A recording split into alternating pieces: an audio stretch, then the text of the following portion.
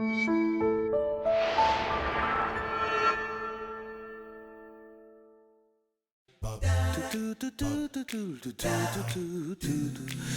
everyone, I'm Captain Logan. Alright. It's time for more How We Felt About. Let's find out if things we saw are green or red. The first thing I want to talk about is, I got a lot of requests for this one, and the first thing I want to talk about is Kamen Rider ZO, Z-O. I know it's not... It'd be ZO. I know it's not ZO. It's I can be ZO. sure that it's not ZO. Because we're the only people that pronounce it Z. It's ZO. Z-O, okay. Well, that... I'm right, ZO. Z-O. Oh, okay, cool. So this is a thing that Vac has wanted me to review for a long time. Thanks, Viculator, for requesting this. Yeah, he wanted me to do a rewind on this for the longest time. I watched this once, like, 2 years ago, and I was like, oh yeah, that was fine. Yeah, I'm not sure that I would have had a lot for an analysis, and I apologize if I don't have the most insightful thoughts about this. But he said, yeah, he requested it for a rewind a long time ago. I never got around to it. I was going to finally do it, and then he was like, well, I'm doing these requests now. Why don't you go ahead and just do it on camera? So thank you so much for consolidating the request. That was really, really nice of you. I appreciate it. So I'm gonna talk about it now. Again, I don't know that I have a lot of insightful things to say. It's real simple. It's pretty cut and dry. It is very much kind of a kind of a Frankenstein kind of story. It's about a it's a Kamen Rider thing, and because I gotta talk about this for people who don't know anything about these kinds of things and Sentais and stuff. And I've only seen a little bit of Kamen Rider things, but as far as I understand it, it's like Sentai where nothing that's old. It's like Sentai where every time it's a different continuity. There's a different thing that makes the writer thing happen. Or is it not always that way? So Kamen Rider's not that way until Kamen Rider Black at the end of the 80s. Maybe you've told me and then they go backwards and they're like, well, it was actually part of that whole thing anyways. Oh, okay. So this is part of 3 movies. They do Shin Kamen Rider ZO, and he's going to help me because he's seen this and he knows things about Kamen Rider J. And so those are the first ones I think that are officially just like, whatever continuity. Like, I guess these could be in regular continuity, but... Well, 90s is a weird period. There are no TV shows on during the 90s. Okay. So there's just three movies. This is one of the 3 movies. This is, by the way, the first collaboration between Toei and Bandai, which is interesting. And the production values are great. Well, it's Keita Memiya who does. He will later go on to do Garo, which we watched the first episode of. So it's the same guy. Oh, that was great. Yeah. We never talked about that. We never talked about that. Yeah. And you wanted to watch more, and we never did that either. I did. Yeah, maybe at some point we'll talk about that. I thought that was fabulous. Yeah, I really enjoyed that. Really cool, inventive special effects in that. But anyway, this is ultra stylish. For a Sentai, and it feels like real dark and moody. It's cool. It feels like if Guyver was just toned down enough for kids. Like that's how I would describe it. And like monsters and people die and stuff. It gets like kind of graphic without getting too graphic. Like you'll lose like limbs and I don't know if you lose heads and stuff, but like you'll lose stuff, and the fights feel like there's something at stake, and they're real rough and tumble. It's not like Power Rangers. But anyway, so it's, best as I understand it, it's about a scientist guy who is trying to create like the the greatest specimen of life form ever. Like he's trying to improve on humanity and make it better, and that always goes well. Aren't we all? So it's a real mad science kind of plot. It's a genetic engineering thing, and he accidentally creates this like horrible monster in doing this, who has really cool powers, by the way. I forget the name of it, but it can shapeshift, it transforms, it turns into a ball and floats around. It's got really cool powers, and it has different like fighting modes and stuff. And at the end, it sucks up the Kamen Rider and makes him part of him, and then turns into even a different looking creature. And then there's this kind of identity thing we do with like is the Kamen Rider still in there somewhere? This thing with a music box in a watch with a melody that I will never get out of my head, but I'll talk about that in a minute. So he creates that, and then because in trying to make the perfect life form, kids don't try to make the perfect life form. Okay, like we can't have too much hubris. Okay, don't do the Jurassic Park thing. He ends up so he's created this terrible monster, and so he finds this guy that he then also genetically engineers. This will fix it. Into a Kamen Rider. And that's apparently in this version like a genetic thing. So he is like another superior life form, but he's not this thing. And he's and that's where sort of the Frankenstein thing comes in, where this guy is like really angry that he's been transformed this way and violated this way. And I'm like, yeah, I get that. Like, I wouldn't want somebody to experiment on me either, but it's not like the thing in Fantastic Four. You can shift back and forth, you know? He treats it like, oh, you've like turned me into this other life form. But now, I guess it's also fair to be upset about it because with great power comes great responsibility, which means that now that he has this, he kind of has this duty, you know, to stop this guy. And that's a more recurring theme with older Kamen Riders, like from like the 70s and 80s, is the, I'm not human anymore, I'm a cyborg, I'm other. Oh, okay. Sure. So it's, you know, it's got kind of that RoboCop thing. Yeah. Except RoboCop's got it way worse than this guy. He gets a cool motorcycle and stuff, you know. Well, I mean, I guess RoboCop also gets cool. He gets a jetpack. That's eventually. You haven't gotten to that. I've gotten there yet. Eventually he gets a jetpack. Right now, in my mind, there is one movie in the RoboCop canon, and I like it. He gets a jetpack, and his hands is like a Gatling gun. So the scientist has a little kid. At first, I thought that the Kamen Rider guy was also this kid's brother, but that's not what it is. It's like a guy that he pulls off the street or something, and but this kid in this Kamen Rider guy ends up. I can want to call him a kid because he's young, but there's like this 7-8-year-old kid. You always gotta have that. Mm-hmm. Actor for the little kid's pretty good. All the acting in this is pretty good for, you know, up to Sentai standards. Mm-hmm. And anyway, so this in a completely different language that neither of us understand. Sure, but I can still pick up on some acting chops to some degree. You know, to some degree. Sure. But anyway, so he. By the way, if you want to watch it, it's available on YouTube in a couple places. Oh, is it on YouTube? Yeah, that's where I watched it. I wonder who subbed it is that subtitled it. It was like a fan sub. Well, yeah, but there's a couple of different major fan subbing groups. I'm just curious which one's on YouTube. What's actually is the version I watched was not in great quality, like it was watchable. But there's one that's in pristine quality but doesn't have a subtitle, so I couldn't watch it that way. Watch them side by side. Just look back and forth. Well, I could. You have two screens. I could have done it. That's what Batman would have done. Yeah, okay, so I did it wrong. Anyway, why don't you get off me and let me review this movie? So anyway, and this is probably like the closest to like a real, you know, character arc and character development thing where it's this kind of responsibility thing where the Kamen Rider guy starts to see it as his duty to protect this kid because he's the kid of you know, like his maker, and he starts to talk to him like as a brother. So like they're not actually brothers, but they kind of become that as the movie goes along. And then, you know, the big scary monster guy like transforms into his creator, the kid's father, and makes him think that he's the father, and so he's chasing, he's trying to lure him in and kill him. And I'm not totally sure why he's after that kid.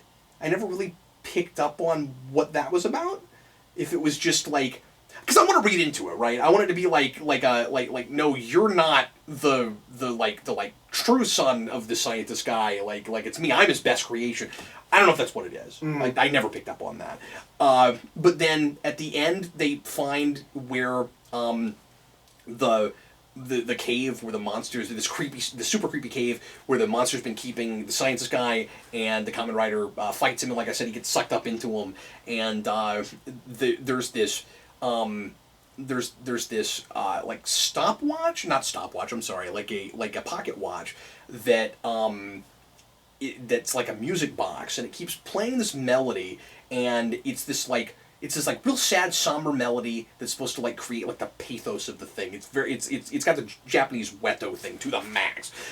To the max. The movie opens with it, it closes with it, and it's in almost every scene in between. And the best way I could describe that melody is it's like fish heads in a minor key. That's what it is. It's sure. fish heads, roly poly. It is that melody, but in a minor key. And it's been in my head for 3 weeks now, but it's weirdly effective. But anyway, that's the melody that's he's got this watch, and that's playing when he wakes up the first time and becomes the Kamen Rider at the beginning of it. And I guess I'm assuming he has amnesia and doesn't know anything. I think that's what we're doing. I must always do that with things like this, but I'm pretty sure that's what we're doing. And that's kind of the thing that like ties these two guys together, him and that kid, because that melody is like is in this watch that's in their family, and so like that ties them together. So anyway, hearing that melody is what gets the Kamen Rider to like come back out of the monster and like find himself again and then come out of it. So we've been spending the whole movie using that theme just to set up like this is how he's gonna get out of that and find himself again. It's a real simple story. I don't have a ton to say about it. It's too short.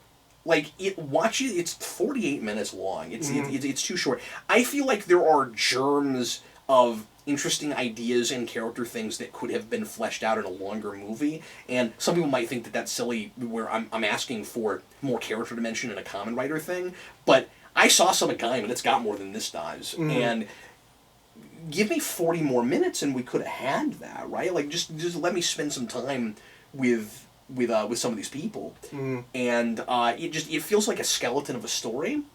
And it feels like a pilot for a series that didn't get made. Like it doesn't. Production value it certainly looks like a movie in almost big screen worthy. But it doesn't. But it doesn't narratively feel like a movie. It feels like a pilot, and it almost feels like if you took a lot of like the flashbacks that we often do to give us character motivations in things like this, in like Kamen Rider and Sentai and even Power Rangers. It's like if you took those but you made the story about that.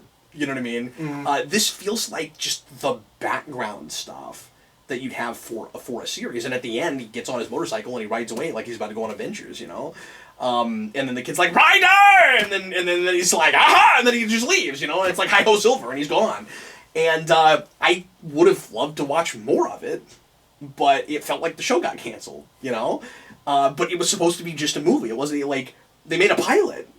That's what it was like for me. So yeah, I'm feeling I enjoyed it. I think it's good, but I need more of it, which is a testament to it, but I needed more of that. At some point I want to watch Mechanical Violator, is it Huck Hider or Cuck Hider? No, it's Huck Hider. Mechanical Violator Huck Hider, which by the same director around the same time, and has about as much story, maybe a little bit less, because it's like 20 minutes. Let's watch Director's Cut, which is just like an extra 20 minutes of driving on the road. Nothing's happening, he's just driving on the road. But the final fight scene has... Director's Cut of that other thing, or of this? No, of Mechanical Violator Huck Hider. I want to find some way to make you say that like 3 more times. But no, the fight scene at the end of that has this amazing... it's an all-white room that they break the room as they fight, and there's red underneath. Like, it's like the insulation is red, so it looks like the room is bleeding as they're fighting. It's really cool. That's awesome. Really cool. At some point, I'll make you watch that. I'm not going to use a make you watch on it because it's like 20 minutes, but... Yeah, sure. But at some point, I will show you that. You're like, today we're going to watch 3 20-minute random... I just found random 20-minute things. They're 20 minutes. Yeah. And we're going to watch them. Anyway, this movie also had a Sega CD game? Yeah. I think it was Sega CD? Which was just like the press the button directionally, right? Yeah. We had that. You can't even call that QuickTime events. It's just like, just here's an arrow. Yeah, and I never understood those because like the same thing's going to happen on the screen no matter what you do. You don't know that before you buy it. That's right. And like with way crappier quality, even than I saw on YouTube. Because then I watched footage of that on YouTube, but it was of the quality that you would be playing. No. Anyway, but yeah, Vac, thanks for requesting it. I certainly enjoyed watching it. Eric, would you mind, I know you haven't seen this in a while, but would you mind helping me talk a little bit about Planet Terror? I got this requested by Lone Wolf Jedi of Gotham. I haven't seen this in like 10 years. Who I think, but maybe you'll remember things I won't because you know people in this and you know about these kinds of things better than I do. And it's weird because I like this movie. I just never thought to go back to it, really. Okay, yeah. It's not Death Proof, which is the other half of Grindhouse, which is the worst thing Tarantino's ever made. That's what people say, yeah. So including Tarantino himself. He requested the better one, yeah. Eric didn't watch this with me. I was, doing stuff during the day, and just kind of knocked it out. And Eric and I have limited time together, so we warn didn't watch you. it together. And I warned you about that Quentin Tarantino scene. So with things like this, I always have to put up kind of a warning and say, like, this is not for me, and that's not me saying, like, I can't review it because it's just because I just don't like things like this. It's not for me. I'm just like I'm not qualified. You know what I mean? I'm not gonna know enough about this kind of thing to talk about this. So like I saw it, I'm gonna give you my reaction to it. So this is Rodriguez. Yep, Rodriguez. And the only other thing I've seen from him, of course, is the Sin City movies. And Spy Kids. Which I saw really, like, a million years ago, so I basically have not seen that movie. But yeah, I always forget that that's him. So, versatile director, clearly. And Alita next year. Right, yeah, that's exciting. Rodriguez kind of goes back to some of the stuff he did with Sin City because they're in similar veins, right? Like Sin City is not a grindhouse movie, but it has, like, it's almost like noir plus grindhouse to some degree. Now that I've seen this, I feel like that's probably fair to say. Mm-hmm. This is a melodrama, but it doesn't have the noir elements as much as Sin City, but it's also less of a melodrama than Sin City is. Sin City I always described as a movie that, I mean, like, it's a straight up melodrama where, like, it knows that its characters are stereotypes. Mm. And the way I've always described, and it's like completely heightened. The way I've always described Sin City, or like trying to review that, and maybe I said this in the rewind, is it is a thing that I can make observations about, but cannot draw any conclusions from. Mm. And this grindhouse thing, Planet Terror, is less like that. Where, like, I could write an analysis about this movie. Mm. It is trying to be about some stuff, and it's not just like making a statement with exaggeration. Like, it has characters that kind of have arcs and stuff. Mm. But it is overall pretty much a melodrama, and has characters that are basically stereotypes. But I think some people might watch this movie and it's less clear that it's a melodrama than Sin City was, and I think that could maybe hurt it a little bit. It's intentionally gratuitous. That's the kind of thing this is.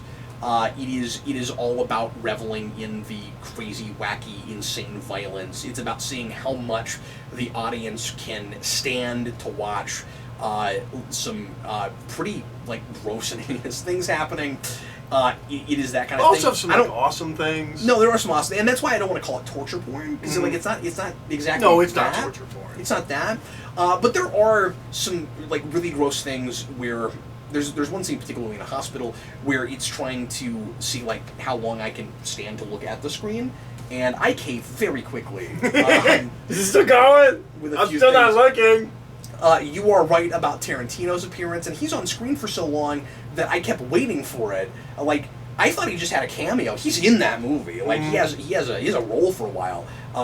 He's playing, like, a really horrible, like, womanizing guy who does terrible things to women, and what happens to him is, like, almost what is that really it's like Society. Like, what happens to him is like Society. It doesn't go quite to the places Society goes, but yeah. Anyway. But it's but in places it's really funny, and I really enjoyed a lot of the absurdity about it. It's a zombie apocalypse movie. One of the main characters, as you saw in the trailer and on the box, is a girl who loses part of her leg, and later on ends up getting a machine gun on her leg. It's a gun leg. I thought that would happen earlier than it did, and then I thought, yeah, that's expensive. So you're not going to do that the whole movie. But I actually liked her a lot. I don't know that actress. You told me a couple things about her. But I actually thought she was really good. I felt like she was in some ways, like, I don't know. I'm not saying that she's a similar character as Jessica Alba's character in Sin City, but it's like a real actress put, she would have been better than Nancy. Yeah, it's like a real actress put in some roles like that I've seen where you have kind of like nothing behind people's eyes. Although I I do like her in Sin City better than I've liked her in anything. But she reminded me a little bit of like her, but with something more going on behind her eyes. Was kind of what I had with that. And her relationship with her boyfriend is kind of interesting. Is decent.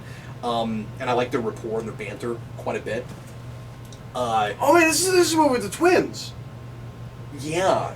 Those are that's Rodriguez's like cousins. Oh, weird. Or like nieces. That's his nieces. Yeah. Sorry, I just remember I was like, oh yeah, this is the movie that they're in because I know they're in one of his movies. There's a couple of major Lost alum in this, and then they show at the beginning of it a preview for the other Grindhouse movie, and there's yet a third Lost alum in that. They just keep pulling Lost alum. What's the preview on DVD? Is it Machete? Yeah. Okay. Which obviously gets made into a movie. Yeah. As far as I'm aware, that's the only one of all of those trailers that got made into a real movie. Yeah, and I'll talk about the whole like 70s Grindhouse thing and the effect in everything in a minute because I'm mixed on it. It's a really fun idea that like you're kind of in like a B movie theater and like it's grainy and the colors aren't quite right and sometimes there's something wrong with the film. The reel's missing. The reel is missing. That was a real intentional place where the reel was missing, and I forgot all about that. And then you have a preview for another Grindhouse movie right in front of it, but they make it part of the movie. I kind of like. If you saw it in theaters, there's a slew of trailers in between this one and then Death Proof. Yeah. So there's a bunch of fake trailers. I can't imagine going to a double feature of something like this. I feel like it would just be too much for me. I'm really unfortunate. Or you wish you'd gone? I wish I'd gone. I was a little too young. I didn't, because I remember this being advertised as Grindhouse, and I thought that, I didn't think it was a true double feature. I thought that they were both, like, shorter films. Like 60-minute, maybe. They're like 45, but then I saw Planet Terror itself as an hour and a half, with, like, that 6-minute trailer in front of it. Yeah, we say double feature. Yeah, and I was like, wow, that's crazy. My favorite trailer is Werewolf Woman VSS, which has Nick Cage as Fu Manchu. You told me about that. It's amazing. Which one came first? In the when you go. It is Grindhouse. No, sorry. It is Planet Terror. Planet Terror. It is Planet Terror. Oh, that's unfortunate because then you walk out on the bad one if people didn't like it. Yeah. Well, and also the way that they describe the two movies is that this movie is the movie that every Grindhouse poster sold you, but never was because the movies were never as good as the posters. Tarantino actually made a Grindhouse movie. We went all the way there. Yeah. Oh, okay. So Tarantino didn't give you. Yeah, he didn't give you the yeah. But like that's the best thing. People would have left if you went with an actual like kind of more Grindhouse pacing. That's and that's the thing I can really. Like the best thing I can say about this is that it is as weird as it looks, and it goes all the way, and it's. It's like The Spirit in that way. Sure. And I enjoyed the weirdness of that, even though a lot of people don't like that movie. This like purports to be that, and The Spirit didn't so much. So I think that obviously that hurt people liking that movie, but this has those sensibilities. But yeah, it's got I think one of my favorite characters in it is the guy with the barbecue place that discovers that blood makes his meat taste better.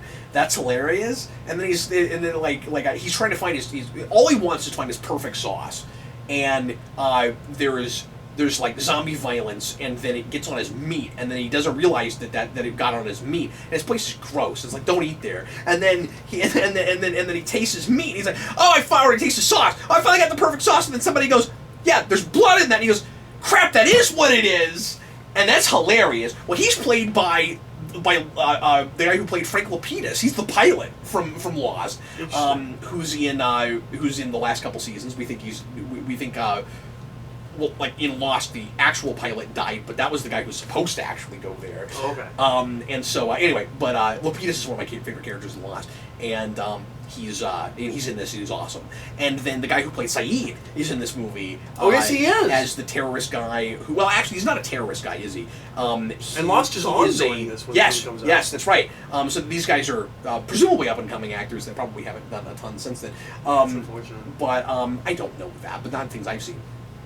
Anyway, I digress. But the guy who plays Saeed is like a weapon, like an arms dealer guy who sells to terrorists, and he is the reason the zombie apocalypse happens because he sells them a bioweapon, and they make it go off at the beginning, after he does terrible things with men's genitals. Anyway, I don't know what else I want to say about this movie. You said you were going to talk about the grainy filter. Yeah, so thank you. And it should be noted, in this one, in Planet Terror, is a digital filter.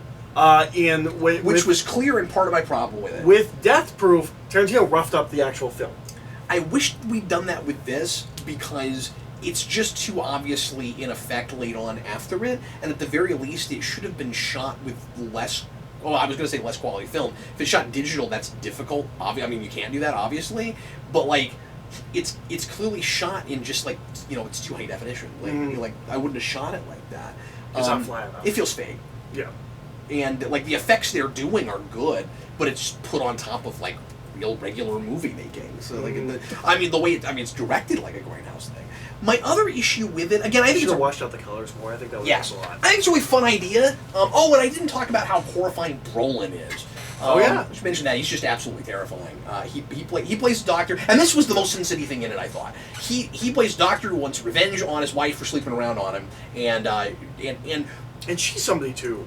Okay. The woman that I didn't recognize her, but she's somebody too. That hospital was horrifying because everyone there seems like completely out of touch and forgets that they're dealing with human beings, and they seem to like think about their jobs as like experimenting on people, and one of them is just like this totally cold guy who's like way too excited about diseases, and he's hilarious. But that place is terrifying, and his wife like has too much fun injecting people with things, and she's like, she's got like 3 different colors, and she's like, you know, I inject you with this, and then that like, you know, settles you down, and then this one does this, and then this one does this, and so then he thinks she's been sleeping around on him, which she has been, and then she takes him in, and then he takes her into a room, and is just like horribly abusive, and sticks her like repeatedly with her own needles, and it's And I'm scared of Josh Brolin now. And, like, I like him as Thanos, but he was scary here. He was scarier here because it was the thing that scares me more than Thanos does. Any kind of Thanos. This was scarier than Thanos. For me, personally. I'm squirming just thinking about it. He was scarier than Thanos. Are you afraid of needles? Is that thing? I was watching this. Okay. I don't love needles. I don't have, like, an aversion to them. Like I don't have the arachnophobia thing with needles. But anyway. Okay, so the other thing about the greedy filter is I don't know how I feel. I'm just on the fence about it. I don't know how I feel about having modern references in a thing that is pretending to be from like 30 years old. From like 30 or 40 years ago. It is a movie for people now, set now, with modern technology, with occasional pop culture references to now. And by now I mean 2000, whenever this came out, 7. Yeah. But with a grainy filter, like we have cell phones, but we didn't come up with digital film yet. I had a hard time with that. I wasn't sure I would have done it that way. Like, just make it a period piece, or make it. And I also think Tarantino does that as well. Make it like everything you get wrong with this that the other movie has, but it's not as good. I don't. Well, hilarious. I don't like. It's the only Tarantino film I've. I don't intend on watching it, but. But yeah, like, at the very, very least, do what Sin City did, where you have... And again, that's not a movie that's pretending to be old, right? That's a movie that's like an amalgamation of different time periods. But I mean, it's bringing to be old in the sense that it's shot and structured like a noir kind of thing, but it's not doing the gimmicky like grainy filter and stuff.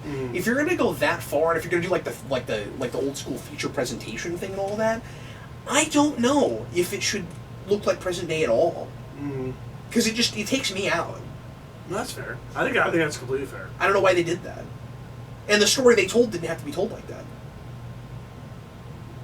Yeah, like there was nothing about that story that required modern technology, as far as I noticed. And you could still have like machine guns and stuff, because we had those in the 70s. Yeah.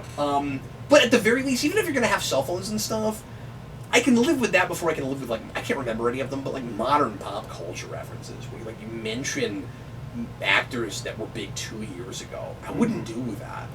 That was one of my big beefs with it. But, I enjoyed it. I squirmed. It's not my thing. I might have enjoyed it more watching it with you. I kind of wish I'd done that. But, anyway, whatever. So yeah, but thanks for having me watch that. I like getting outside my comfort zone sometimes. Okay, so next up, what should we talk about? Eric, let's go ahead and interrupt things and talk about Mallrats. This was not a thing that was requested, but we wanted to do some Stan Lee stuff on the omnibus this week, and I'd never seen Mallrats. I was kind of curious about it. I knew again, wouldn't really be my cup of tea or nothing, but I was curious about it. I warned you about this one too. Well, I warned you about the whole movie. That there, I was just like, well, you're not gonna like this, but the Tarantino scene, watch out. Yeah. What did you warn me about with this? Just that you weren't gonna like it. Oh, just that I wasn't gonna like it. Yeah. Although you laughed more than I thought you would. Yeah. You seem to eventually, very quickly. It was like, well, I'm just going along with it. Like, I get the speed it's at. Yeah. No, I did that. I enjoyed just the setting and making fun of mall culture. Like, I thought that was a fun thing to do. I enjoyed that. You got no shopping agenda. You're one of these mall rat kids. Overall, I didn't like how unstructured and just all over the place it was. I don't think it's doing anything with that. I think it's just like kind of sitting there and throwing silly things at you, and then occasionally goes, "Oh yeah, that's right. We're gonna tell a story. Forgot about that." It feels like that kind of thing. It is. Kevin Smith does not have my sensibilities, and he is a guy that makes me sound really pretentious. I don't share his sensibilities, and it feels like he's making a college film to some degree, which is weird if it's his first studio film. Right, but because it feels like a thing. Like this script, it's better than this. But like I've seen things like this script written for like student made like high school productions on stage. Okay, it's but that kind of thing. But understand, Clerks is made with his money. Yeah. While he's in college. Yeah. So like he makes that movie, and then he makes this movie. Like he's not growing. He's not. No. To be fair, the movie. So fine. So I'm just describing the movie. Then. Yeah. No, it's a college movie with a bigger budget and that was backed by a studio. All right. Yeah, that's exactly what it is. Now his next movie, Chasing Amy, will if you like that, then watch this movie. You know, and I mean, I mean, again, I enjoyed a lot. I mean, the dialogue is considerably wittier than you would get. Yes, structurally, absolutely. Structurally, you're looking at a more amateurish. No, he gets to Whedon level wit, certainly. Absolutely, he does. But yeah, structurally, I'm saying that, and also, it's just a really immature movie. But again, that's what it's going for. I can't dog it too much for doing the thing it's doing. It's just like I'm breaking all the rules. All right, but I'm talking about Superman. It's weird because this might sound weird for me to say, but like if it was a different setting, I don't know if I would have been with it as much. Like I just thought the mall culture thing stuff was really funny. So you don't think you would like Clerks because it's like set in like a convenience store? Well, I don't know. I might. But I just mean theoretically. Like imagine this movie, but in a convenience store. No, stupidly, I was more interested in this movie because it's in a mall. Because I grew up in malls. I mean, sure. And this is around your childhood. This is my era, man. Yeah. I had a major nostalgia thing with this movie. It was like 93, 94. I mean, but reminded me of a lot of things from high school and stuff also. And I don't know. I lived some of this. So it spoke to me on that level. Sure. And just just these guys taking like the mall so seriously is really funny. And that argument about like snack stands that aren't in the food court and aren't even on the same level as the food court, whether or not that counts for mid-mall snacking. Whether or not that counts as the food court. That's hilarious. Now there is there is a clear-cut answer to that. They're not part of the food court. It's not part of the food court. Not part of the food court. No, but very, very funny. And I don't know, they utilized the space well. They really did. I thought some of the Silent Bob stuff was really funny. Yeah. I enjoyed Kevin Smith himself in it. The makeshift Batman suit's kind of funny. The funniest thing in it is the guy, and I thought I would be annoyed that we kept going back to it, but I wasn't. It's great every time. And then it pays off. I know what you, because every time we got to it, you laughed. I was so surprised. It's so funny. The landlord, when's gonna be my time? The Magic Eye picture. Yep. Where he's like, I'm gonna see the boat. What was it, a boat? Yeah, it's a sailboat. I'm gonna see the sailboat. And like he can't see it. He's just losing his mind constantly. He just will not leave. Again, that resonated with me because I can't see those because I have an eye condition, And when I was a kid, I've never. When I was a kid, I always wanted to be able to see those, and I learned at some point, no, your eyes have to work together. So like, I physically could not do it. It would be impossible for the same reason that I can't look at. It's my handicap, okay? I did like 3D movies. For the same reason I can't see 3D movies, yeah, and why I need a parking placard. The government needs to give me a handicap parking placard. So, but anyway, you get Michael Rooker in this? Yeah, who's like, it could have been anybody. It's weird, like. Oh, I don't think so at all. Oh, okay, all right. I think he gives a very specific performance. I think the problem is just I've seen Michael Rooker in so many other things, and this is my introduction. Really doing his Michael Rooker thing, like to some degree, but like he's not found himself yet. I don't think. No, it's weird because he's both young. He feels both young and old. He feels very young to Michael Rooker now, but older than everyone else there. Yeah, you don't look at him and you're like, oh man, Michael Rooker was so young. Like it's this weird like amalgamous like state for Michael. Like when Michael Rooker goes to heaven, like people always explain heaven. It's like every age you ever were. That's what Michael Rooker is in this movie. It's every age he's ever been. Funny. I also like the stuff this movie does poking fun at game shows. I think some of that's kind of funny. I don't buy the premise of this game show is being filmed in this mall and people are gonna watch it. That's weird. And then it's just like a straight up rip off of the dating game. And they talk about that really early on. I think we talked over at one point where he says it's just. I thought it was so like watching this now.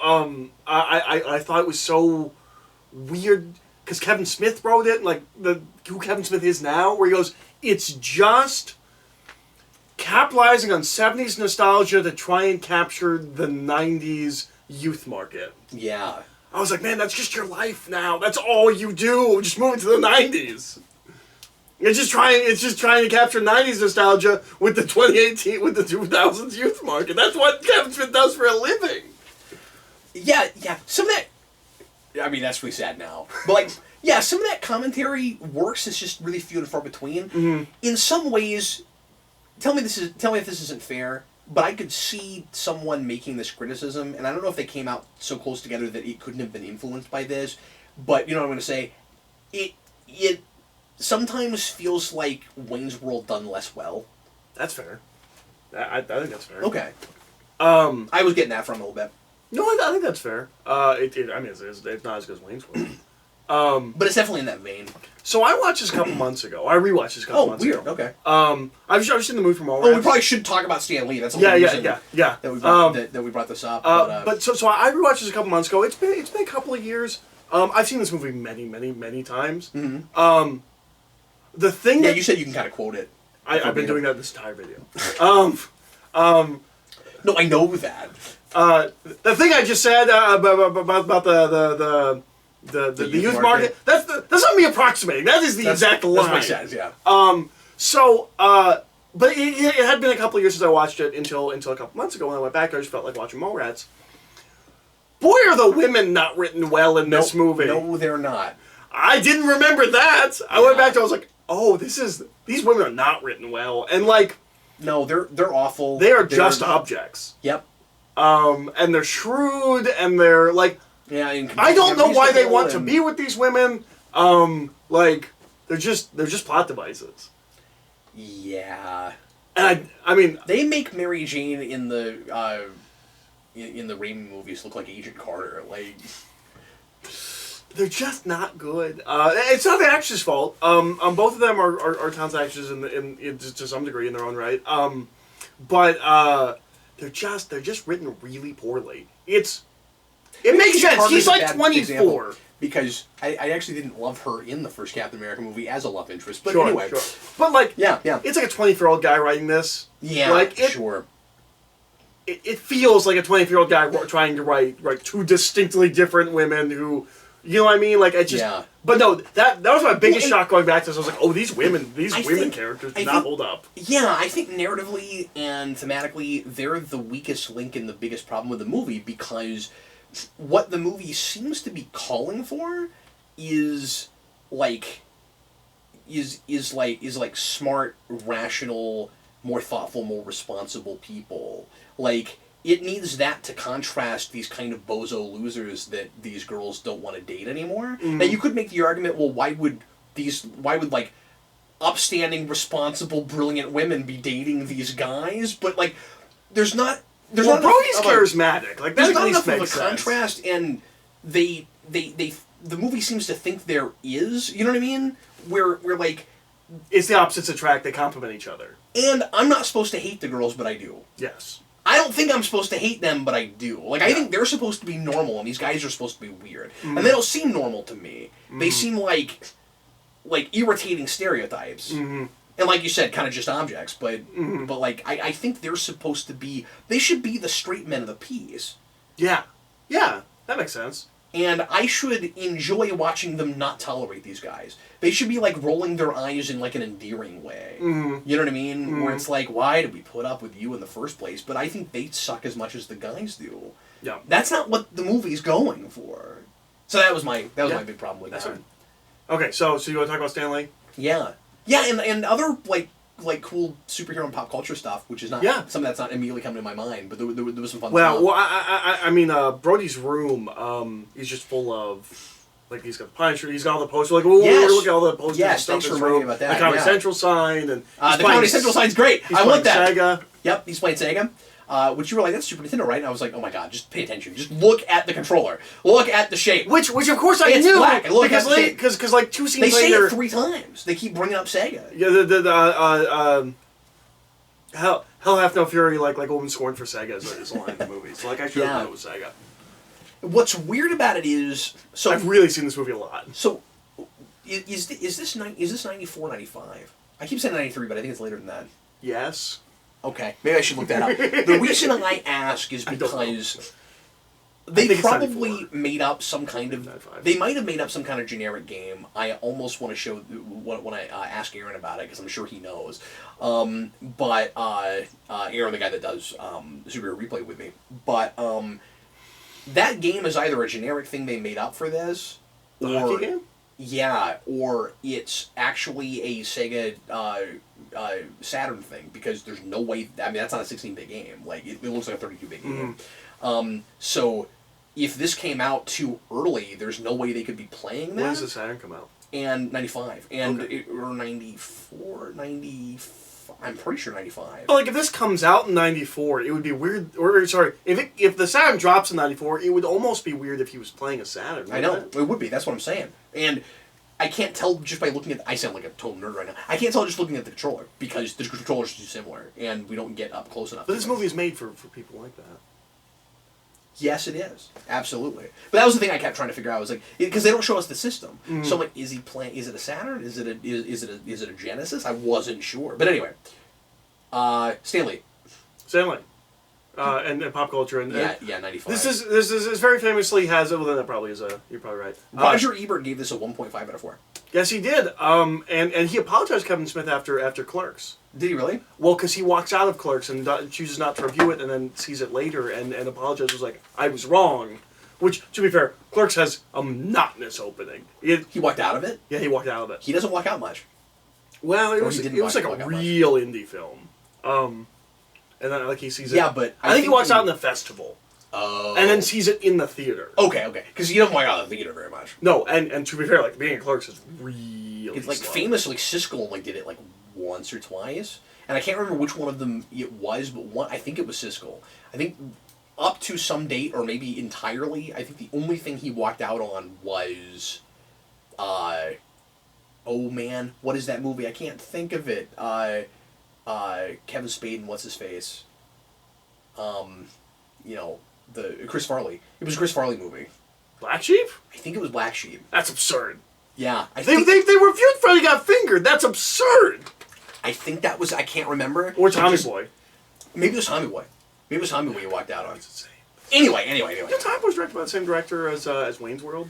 Is it really? Cannot tell. Wow. Wayne's World is a much better movie than Tommy Boy. I love Tommy Boy, but I haven't seen Tommy Boy. I don't know why I watched that, but I did. So this movie is kind of drenched in kind of geek stuff. Right. More so than anything else we were getting at the time. And importantly, in a time where we didn't make movies like this, and that's why it was kind of. We have a character that loves comic books, collects comic books. Yeah, and deep pulls, and we see his comic book collection. Yep. Which is Kevin Smith's comic book collection. That's why we see Kevin Smith's comic book collection. He goes to a kind of flea market. They call it the Dirt Mall.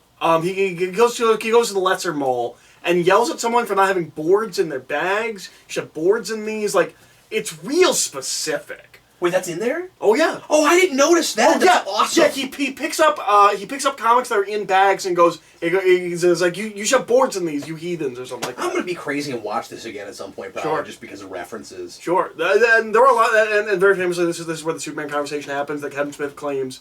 Well, originally claims as a joke that they saw and decided to offer him Superman. He will, in later tellings of that story, they literally saw the Superman conversation in this movie and offered him the script. Superman. Yeah. That's hilarious. But then also Stan Lee's, which apparently in the script is written generically, and then someone in the production goes, "Why no Stan Lee? This is like a Stan Lee type character." Well, right? the way Kevin Smith tells it is that he pitched it like. He wrote it first, but he pitched like, I want a guy like Stan Lee, and then the guy was like, why don't we just get Stan Lee? And he was like, we can do that? Yeah, yes, I know Stan Lee, we can do that. Yeah. That's how he tells that story. Yes. Also, Ben Affleck's in this movie. Ben Affleck is in it. He's the big jerk. Which is why I was able to pick him out in Buffy. Because you've seen him. Because I've seen this, and this is like 2 years later. You've seen him that young, yeah. And he has a specific way of moving that he doesn't have later in life. I don't know. Anyways, interesting. Anyway, so Stan Lee's in this. Another guy that gets more distinguished with age, right? Yeah. Like he just looks like a really generic guy when he's young. Yep. But also this is Jason Lee, who I think is a wonderful actor, and he's Syndrome. I don't know if you know that. Is that who that is? Yeah. So he's Syndrome. I wasn't super impressed with him or anything. I thought it was fun. I really like him. He's really charismatic, and then he got stuck on My Name Is Earl for which I'm sure like paid for all of his yachts and his houses. I was gonna say like you'd do it too, but no, I would too. But like I feel like he's wasted there. I really like him. Anyways, so Stan Lee. I mean, I've seen this movie a million times. What did you think of Stan Lee? It was exactly what I thought. Is it really? I mean, because I've heard enough about this that Sure. I kind of knew what that conversation was. But I guess I didn't realize that he shows up and he makes up a story, because the whole time I'm like, none of this happened to you. Yes.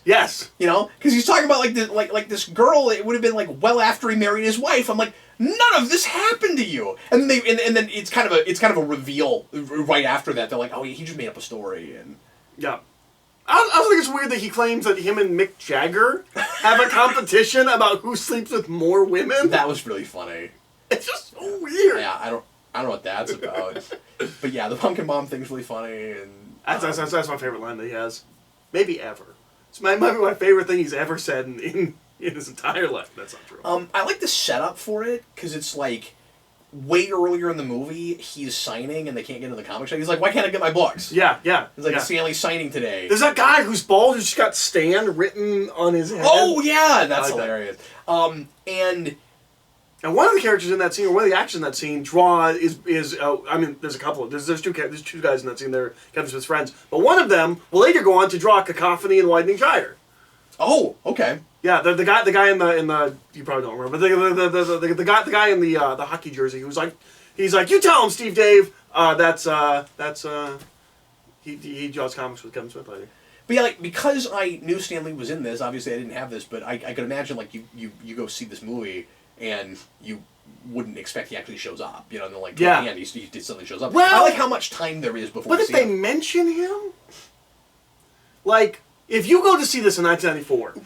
Yeah, but you forget about it. That's true. That's so true. That's true. And then Stanley, yeah, you wouldn't necessarily think he was really there. No, we do that kind of thing all the time. We're like, oh yeah, this major celebrity's in there. That's true. And I'm not saying Stanley for a lot of people at that time, but we do that kind of thing all the time, where you think you might get a cameo, you're not sure, and then you don't see him, and then like, okay, we're past this now. And it feels like that. I think that was smart. Yeah. For the kids at home that don't understand. Yes. Stan Lee was not in every movie that was put out every year. And Marvel movies weren't made. Yeah.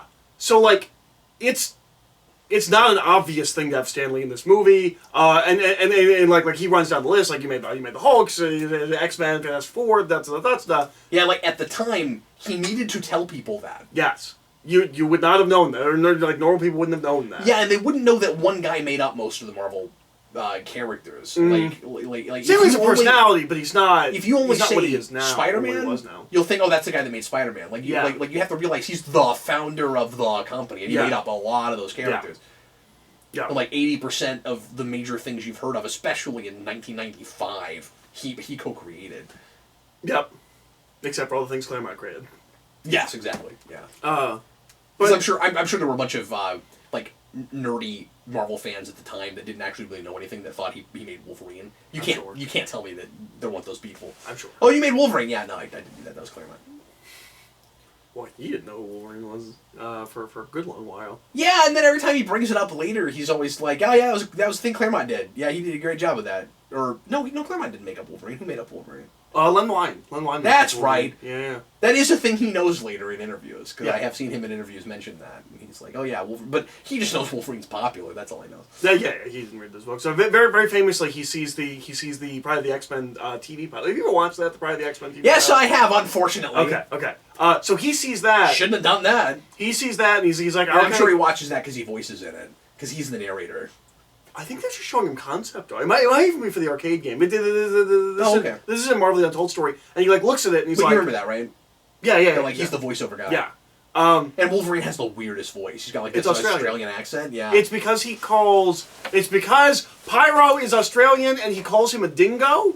Oh. Because he's Australian, and so they thought he was Australian, so they got because he says dingo, he must be Australian, so they get an Australian to voice Wolverine, and then later an Australian plays Wolverine, which is very ironic. But that's true. I didn't even. So Stanley looks at the cast and he's like, okay, and so Deadpool talks about Wolverine as if he's Australian. Yeah, but he's actually talking about you anyway. So Stanley looks at the cast and it's like Dazzler and Cyclops and Colossus and Kitty Pryde and Wolverine, and he goes, okay, I knew Cyclops is. Who were the rest of these? Like, just didn't even know. Yeah. That's a mid-age, like Wolverine. Like, he didn't know Wolverine. And it's hard to believe, but like Dazzler was not a small character at the time. No, not at all. She was on a movie. Isn't that weird? It's very strange. But anyway, yeah, like I enjoy. We haven't talked about story and stuff that much, but whatever. Not really. But yeah, I don't know. I enjoyed it for references. It was good to finally actually see that Stanley cameo. I call it. I mean, it is a cameo, but he's on screen for a good amount of time. Yeah, but it's only like one scene. He's got lines. Yeah. But like, so that is dictionary definition a cameo, but for Stan Lee, it's like a starring role because he gets to be there and he has to actually memorize some lines. And he's not bad. No, he's not. And I think if I'd seen this when I was if I was like making like a Superman movie, I'd give him a scene. Like, he can clearly carry it. Yeah, and he like lovingly, but he always complained that he didn't get to be in a Marvel movie longer. He always wished he was given like more of a role. And like one scene he'd be fine with, but he's like, give me some lines. Mm-hmm. And I don't understand why they could never have done that. Like, cast him as somebody. Mm-hmm. You know, like you have characters that show up and have to give some lines and leave. Like, why couldn't he ever get that? Because yeah, he proved in this like 20 years before they did that. Yeah, that he could do that, and he could learn some lines. He could go back and forth. He's not. And Kevin Smith doesn't know how to shoot coverage he's yet, not so he has to do that in like one take. No, you're right. You're right. Yeah, it's uncut. Because he doesn't know how to shoot coverage. He like Kevin Smith legitimately like this is how green he is. He doesn't understand the idea of coverage. So much of his movies are in one take. Not like literally like all one take, but like it's long takes. You have to learn that dialogue. But he probably made movies really fast. Probably so. I bet that movie took him like 5 days to make. I don't know if it took that short. It looks like a movie that took 5 days to make. You're not wrong. I'm not saying it did. I'm just saying that's what it looks like. Yeah. That was Mallrats. Well, yeah, that was Mallrats. I am glad I watched it. Like, it wasn't like at some point I might thing to sit through. At some point I might make you watch Dogma just to see what you think of that. Okay. I wouldn't be against it. I'm just gonna tell you that there's a scene where there's a poop demon, and you and I both are not gonna do well with that. But other than that, it's a lovely film. To be fair, I mean, I've dealt with that kind of crap in AVGN videos. Yeah, you know what? It's not dissimilar. It's not dissimilar. I love those, but I tolerate the fecal matter jokes and crap. But yeah.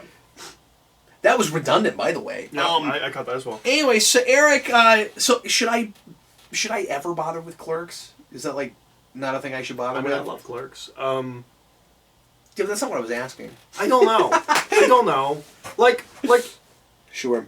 It is a wittier. I don't want to say it's the same movie, but like that is a movie of just like if you like that scene about the mall where they're talking about like the eateries and whatnot, it's that for like an hour and a half. It's just a bunch of conversations like that. Really? That's just what the whole movie is? Yeah, and It's the My Dinner with Andre about the... Kind of. And talking about like different customers and like I may give that a chance. and offending customers. Kevin and all Smith the is a weird character customers. I find interesting, and I'm enjoying knowing what his work is like because I've never actually bothered with it. Mm-hmm. Like this is the first time I ever watched a Kevin Smith movie. Like I know things about Kevin Smith. I've listened to him talk a lot. Yeah, I showed you both the Superman 1 and the Prince. Yeah, but I mean, like, I've gone on my own. Like, Yeah. I've watched a couple of his Evening with Kevin Smith. I probably have watched him talk more hours than his... And I've listened to his podcast on. I probably listened to him talk more hours than he's made movies, but I've never bothered with his movies. Yeah. Eric, I have a couple more things. We're coming up on an hour again. I don't know where the time goes. I got a couple other things that were requested that I need to chat about, okay? Sure. So I'm going to do that right now. I watched a documentary, and I bet you can guess... I mean, do I have to do that with Mallrats? No, I've just gotten this because I like to have something in my hands. Sure, yeah. Well, you feel free. Lukewarm feeling, I can't go red on it. I really can't. I enjoyed enough about it.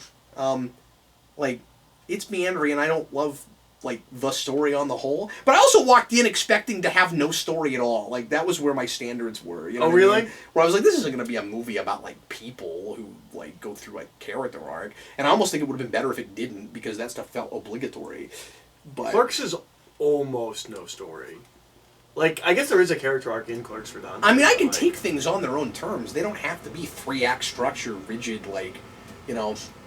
opportunity for change and stuff. I want that in a story that purports to be a real story. But if it's not purporting to be a real story, then that's, that's fine. Anyway, so I'm going to talk about a documentary, and you can probably guess who requested this documentary, Eric. Was it you? It was Jeffrey Patrone, because Jeffrey likes to have me watch documentaries about musicians that I've never heard of before. Sometimes stand-up comedians. And sometimes stand-up comedians. And this one actually has more in common with, in some ways. I don't know. It has a lot in common with other things he's had me watch. But I was going to say there was a stand-up comedian documentary he had me watch. This reminded me of a little bit. But this is called The Devil and Daniel Johnston. Daniel Johnston was a character I had never heard of before. By character, I mean a historical character, a person who lived in, and unlike most of the documentaries I've watched from Jeffrey, he's still living. This guy is actually alive. And this is not a movie about a guy who lived a really sad, tragic life and then died. This guy lived a sad, tragic life and continues on living, hopefully not as sad and tragically. Daniel, have you ever heard of this guy? Daniel Johnston was another of these kind of folk artists. I don't know if that's exactly the right way to categorize him. He's hard to peg. He's doing really quirky, somewhat instrumental music that is somewhere in between. How do I put this? Is this the right way? Jeffrey's gonna roll his eyes when I say this. Somewhere in between a Bob Dylan type and They Might Be Giants or something. He's more melodic. He plays the piano. He insists on playing the guitar, but he's bad at playing the guitar. He shouldn't play the guitar. But he's a really good pianist, and he writes really witty lyrics, and he's brilliant in his way, and his music sounds like the kind of stuff that I could get into, except this is so weird, he never really recorded professionally, but he almost had a major career. He got on MTV, but he didn't have a professionally produced record.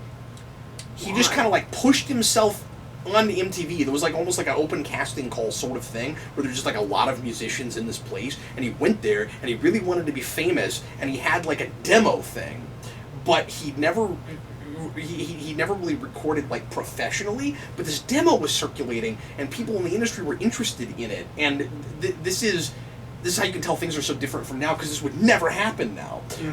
But people were listening to this thing, and he got it on MTV, and people were curious about it, and then Kurt Cobain got a hold of it.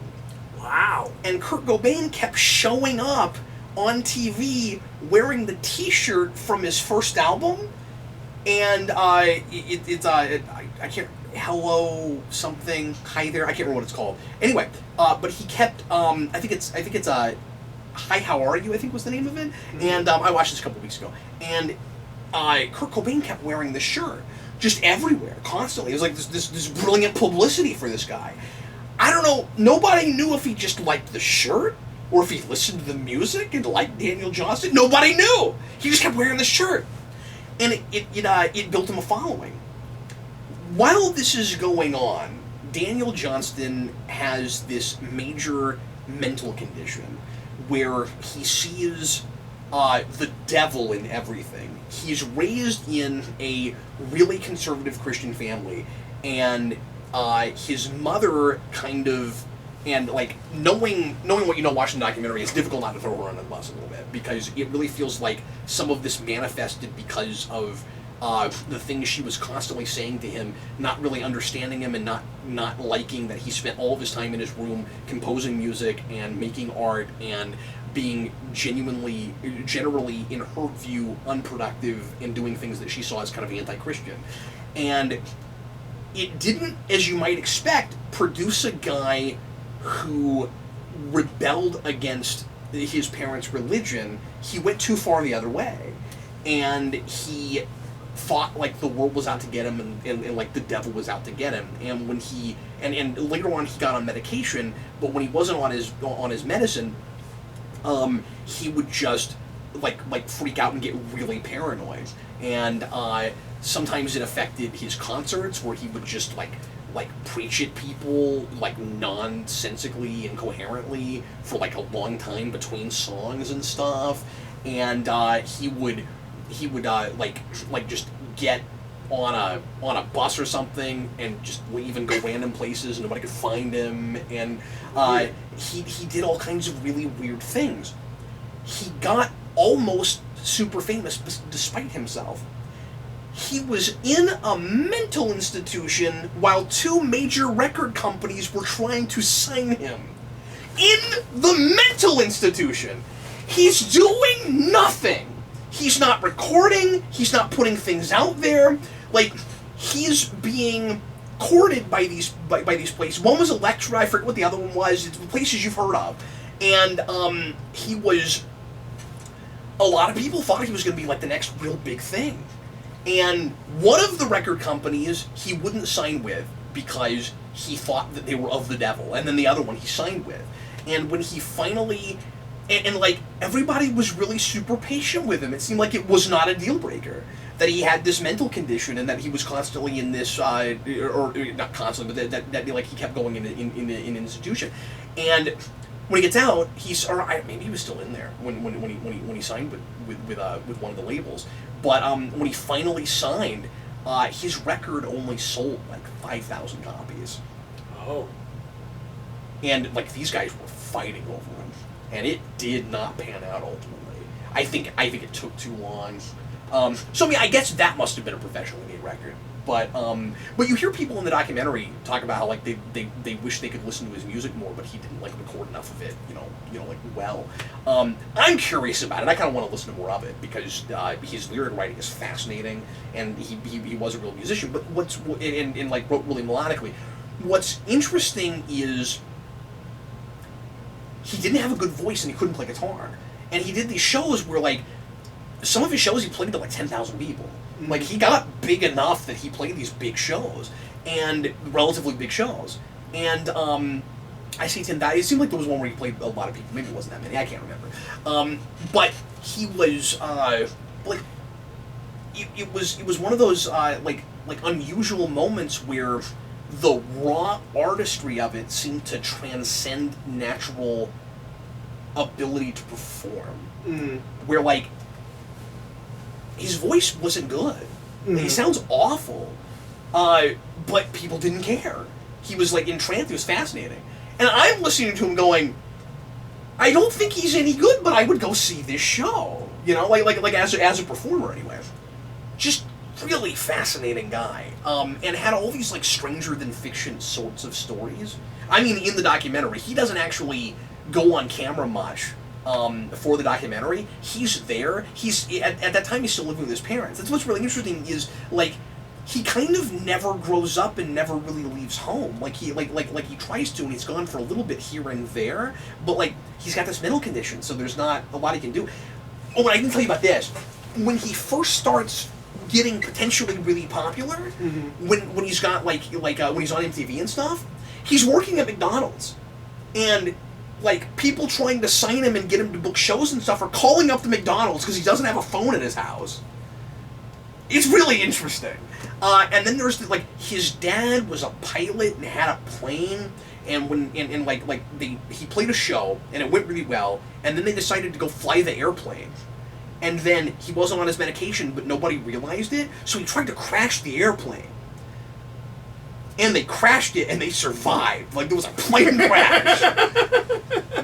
And like in the last minute, he's like they nosedive, and like his dad manages to like pull out of it enough that they don't die, but it like totals his plane. And yeah, it's like a lot of stuff in that documentary. There's like you couldn't make that up. He was really into comics. He drew a lot. He wanted to. At one time, he was like trying to break into comics. And he was really into Captain America. There's like a lot of Captain America iconography, and he's always like drawing Captain America. There's a bunch of motifs that are like really important to him that you see on his album covers that show up in a lot of his artwork, and so like he's constantly drawing eyeballs. Like eyeballs are a big thing, and then but like like Captain America's a big thing, and Casper the Friendly Ghost is a big thing, and he has a song called Casper the Friendly Ghost, which I feel like I had heard, but I don't know how. I was like, I'm pretty sure I've heard this song, and I don't know how. But anyway. It's a really well-made documentary. I liked it a lot. I got about an hour in, and I was like, I don't know how there's 50 more minutes of documentary. Like, it really takes its time, and unusually, for something like this, spends a decent amount of time on more recent things, and like what he's doing now and stuff. It's really comprehensive about the history of that guy. Like I said, like halfway through, I was like, how is there any more movie? Like, I'm gonna be bored, and I wasn't. But yeah, I don't know that I really have any criticisms about it, except I wish that he had gone on camera and talked more. But maybe he just didn't want to. I'm not sure. There's this awkward place where they're talking to his parents, and at one point he just walks in and says something to the camera and leaves. And that's like one of the only times you see him actually like interviewed in the documentary about him. But like.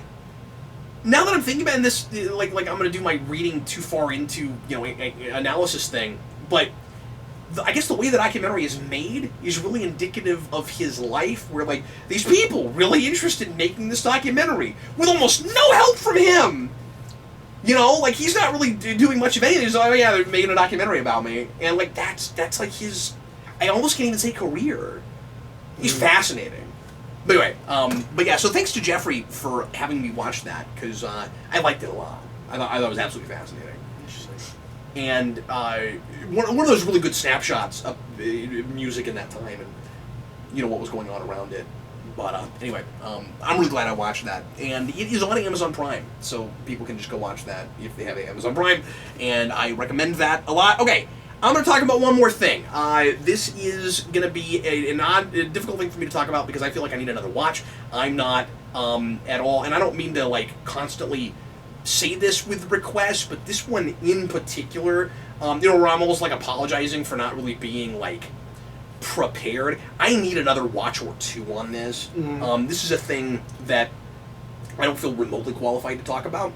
And I think, I wonder if like King knew that with like one viewing. There's no way he's gonna be able to talk about this. But I want to thank King for recommending this. This is a one-time request from King. He recommended a movie that came out, I think 2013, called Upstream Color, a really kind of experimental film that Eric and I were supposed to watch together. Eric at the last minute was not able to watch this with me. The day we were going to watch it, was Black Friday, and I got off work, and it was... You had to work really, really late, yeah. And we should have done it earlier, but I guess we just watched a whole bunch of other stuff.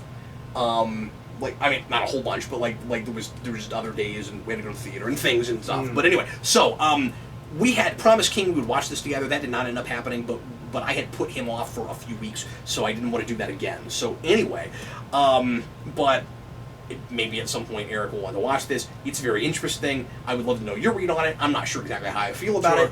I will describe it, and then I'm going to leave it alone, because I don't want to try to read this too much without looking at it again.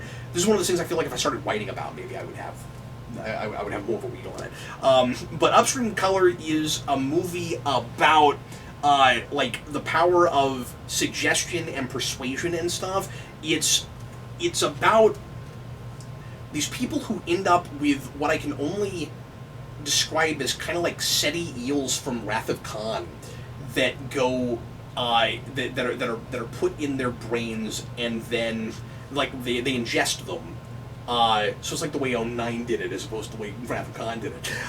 Like they ingest them and they put them in pill form sometimes, and then there's this guy who controls them and makes them do things, and like really horribly manipulates them and puts them in like a hypnotic state, and does things like makes them there's a woman that he manipulates who's one of the big main characters in the movie, who makes her think that like regular water that she's drinking is the best thing she's ever tasted, and then like refuses to give her more until she does certain things. It's like that. The way the movie is edited is absolutely fascinating, and I will admit to having to read a plot synopsis to be totally sure about what I was looking at, which is a little bit of a knock at the movie because it lost me in places, and like I was interested in the ideas and you know in everything about like brain chemistry and identity and how much of yourself is tied to like fluctuating biology and stuff. So like I was getting what the movie was about, but not always what was happening and in what order. It was difficult to tell for me, and I get why some of the editing was like this now that I know more about the movie, but I thought that maybe it was shot somewhat non-linearly, and I don't think that's the case. But there's this guy and girl that both turn out to have been affected by I say this guy. There's like a couple guys. There's like a farmer guy that's involved, and then there's like a chemist guy, I guess, or whatever he is, but like the main guy running this whole thing. And it turns out that there's like a whole bunch of people that they're doing this to, and this guy and this girl meet on a bus, and it turns out that we find out later they've both been affected by this. And it's a little science fiction-y because what the drug does to them seems impossible, and they start like gelling wrong, where they're remembering things of each other's lives and stuff. And I don't think it's I say that, I mean, it's possible. I don't think it's supposed to be a telepathic thing. I think something about the drug, when they tell each other stories, is making it so that they can't tell one person's past from the other person's past, which leads to like a lot of arguments and like this adversarial thing between them, and I'm jumping all over the place. The dialogue in this is really interesting. Like, it's not natural, but it makes sense that it's not. I just keep going, nobody talks like this, and then I'm like, oh, but they're on these really bizarre drugs, and they're trying to feel each other out and trying to like figure out who they are and remember stuff, and like, again, it's hard to follow, but it's supposed to be disorienting. Mm-hmm. It's really experimental. Most conversations in this movie are shot as montages. So you have two people talking, but then you're watching them do something else while you're listening to that conversation, and then we'll cut back to it. And that's where I'm not sure certain things aren't nonlinear, because like there are places where it seems like we're cutting back and forth to different time periods, and then we'll see like the same scene happen in bits of it like several times in a row, and then sometimes it'll change slightly, and I'm not totally sure what's going on when I'm looking at and why that is. And so obviously I'm supposed to be feeling like this disorientation of these people, but I don't always know what to take from it. It was a trippy experience. I don't know how else to describe it. A lot of really vivid and haunting imagery. It's a beautifully shot film. There's a lot of interesting symbolism that I'm not prepared to speak about. The big thing is pigs. There's a whole thing with pigs, and there's like because these guys, the bad guys are like using or using pigs to experiment on. And I did not pick this up watching the movie. I had to look at a synopsis. Apparently, every time we cut over to the farm and stuff's happening with these pigs, it's supposed to be paralleling, or sometimes mirroring what's going on with the human characters. And I did not pick up on that at all. So, like, we find out that the girl who wants to have children is not able to have children, and that this drug is the reason for it. And then that's supposed to parallel with one of the pigs getting pregnant, and they're doing something with that. I had to read about that before I even realized what was going on. Every time we go to the pigs, my eyes glaze over. I'm like, what am I looking at? That sounds pretentious. Yeah, on a first viewing, it feels pretty pretentious. I gotta say. With all respect to King for suggesting it, I like. But I had that with Fight Club too, and then I watched it again. I thought it was brilliant. I mean, I go to that all the time. So like, it might just be a movie that requires a couple of viewings to really appreciate what the heck is going on, what's doing, what it's saying. But like, I had a hard time keeping my attention on it. There just wasn't enough to pull me through, because I just couldn't latch on to things. There is definitely a story. It's not just a bunch of stuff that's happening, but it's a little cryptic. Interesting. So yeah, it's interesting. I don't want to say it's a bad movie. I don't know how to flip a sign on that. Like on a first viewing, I would say not feeling it just because I can't say like I loved watching it. It felt like work, you know. And I don't know if it ought to feel like work, but I also feel like I'm not even really prepared to judge it. Because I think maybe it just needs another watch, but that doesn't always solve everything. You know what I mean? So anyway, but yeah, so that's I'm sure not a satisfying review for anybody that has seen that movie or likes it, but that's just how I felt on a first viewing. It was a weird trippy experience for me. Anyway, well, that's going to be it for how we felt about it. Eric and I are going to go on now in the omnibus to Primetime Crisis. We got a couple of TV shows to talk about, and then some movies and other things and other such stuff. So stay with us, and we'll see you in just a little bit. I'm Captain Logan. I'm Eric. Thanks for watching.